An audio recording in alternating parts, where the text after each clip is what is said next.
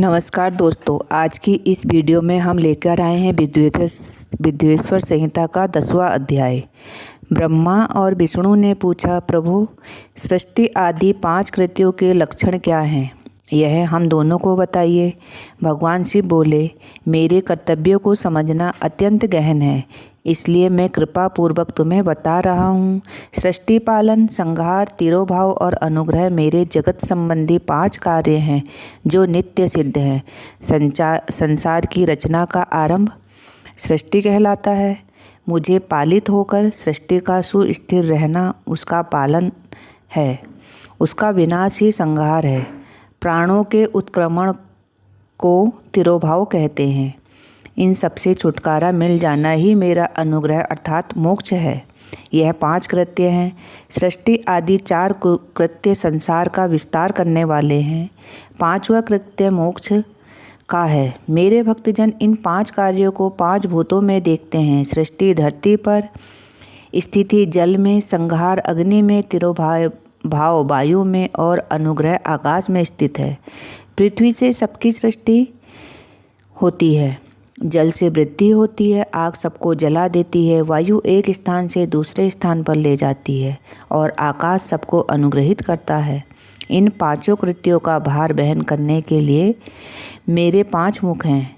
4 दिशाओं में 4 मुख और इनके बीच में 5वां मुख है। पुत्रों, तुम दोनों ने मुझे तपस्या से प्रसन्न कर सृष्टि और पालन 2 कार्य प्राप्त किए हैं। इसी प्रकार मेरी विभूति स्वरूप रुद्र और महेश्वर ने संहार और तिरोभाव कार्य मुझसे प्राप्त किए हैं, परंतु मोक्ष में मैं स्वयं प्रदान करता हूँ।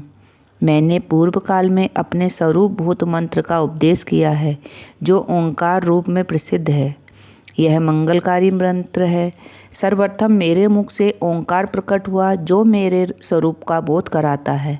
इसका स्मरण निरंतर करने से मेरा ही सदा स्मरण होता है। मेरे उत्तरवर्ती मुख से आकार का, पश्चिम मुख से उकार का, दक्षिण मुख से मकार का, पूर्ववर्ती मुख से बिंदु का तथा मध्यवर्ती मुख से नाद का प्रकटीकरण हुआ।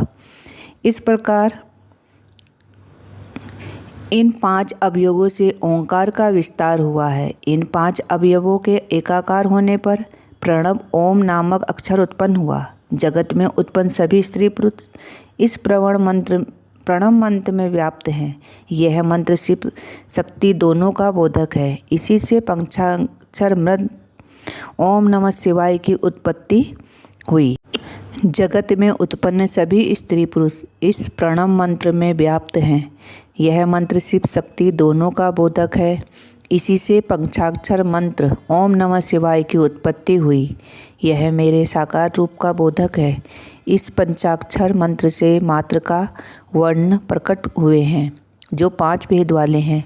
इसी से शिरो मंत्र सहित त्रिपदा गायत्री का प्राकट्य हुआ है। इसी गायत्री से संपूर्ण वेद प्रकट हुए। उन वेदों से करोड़ों मंत्र निकले।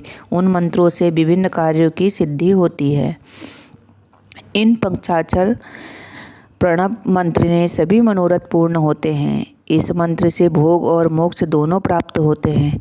नंदिकेश्वर कहते हैं, जगदम्बा उमा गौरी पार्वती के साथ बैठे महादेव ने उत्तरवर्ती मुख बैठे ब्रह्मा और विष्णु को पर्दा करने वाले वस्त्र से आच्छादित कर उनके मस्तक पर अपना हाथ रखकर धीरे धीरे उच्चारण कर उन्हें उत्तम मंत्र का उपदेश दिया। 3 बार मंत्र का उच्चारण करके भगवान शिव ने उन्हें शिष्यों के रूप में दीक्षा दी।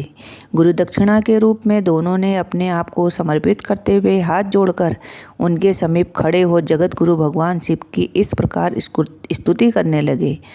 ब्रह्मा विष्णु बोले, प्रभु आपके साकार और निराकार 2 रूप हैं। आप तेज से प्रकाशित हैं, आप सबके स्वामी हैं, आप सर्वात्मा को नमस्कार है।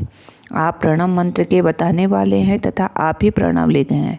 सृष्टि पालन, संहार, तिरोभार और अनुग्रह आदि आप ही के कार्य हैं। आपके 5 मुख हैं, आप ही परमेश्वर हैं। आप सबकी आत्मा हैं, ब्रह्मा हैं और आपके गुण और शक्तियाँ अनंत हैं। हम आपको नमस्कार करते हैं। इन पंक्तियों से स्तुति करते हुए गुरु महेश्वर को प्रसन्न कर ब्रह्मा और विष्णु उनके चरणों में प्रणाम किया। महेश्वर बोले, आर्द्रा नक्षत्र में चतुर्दशी को यदि इस प्रणव मंत्र का जप किया जाए तो अक्षय फल देने वाला है। सूर्य की संक्रांति में महाआद्र नक्षत्र में एक बार किया प्रणव जप करोड़ों गुना जप का फल देता है। मृगशिरा नक्षत्र का अंतिम भाग तथा पुनर्वसु का शुरू का भाग होम और तर्पण के लिए सदा आद्रा के समान ही है। मेरे लिंग का दर्शन प्रातः काल अर्थात मध्यकाल से पूर्व में करना चाहिए। मेरे दर्शन पूजन के लिए चतुर्दशी तिथि उत्तम है। पूजा करने वालों के लिए मेरी मूर्ति और लिंग दोनों समान हैं। फिर भी मूर्ति की अपेक्षा लिंग का स्थान ऊंचा है, इसलिए मनुष्यों को शिवलिंग का ही पूजन करना चाहिए। लिंग का ओम मंत्र से और मूर्ति का पक्षांतर मंत्र से पूजन करना चाहिए। इस प्रकार दोनों शिष्यों को उपदेश देकर भगवान शिव अंतर्ध्यान हो गए।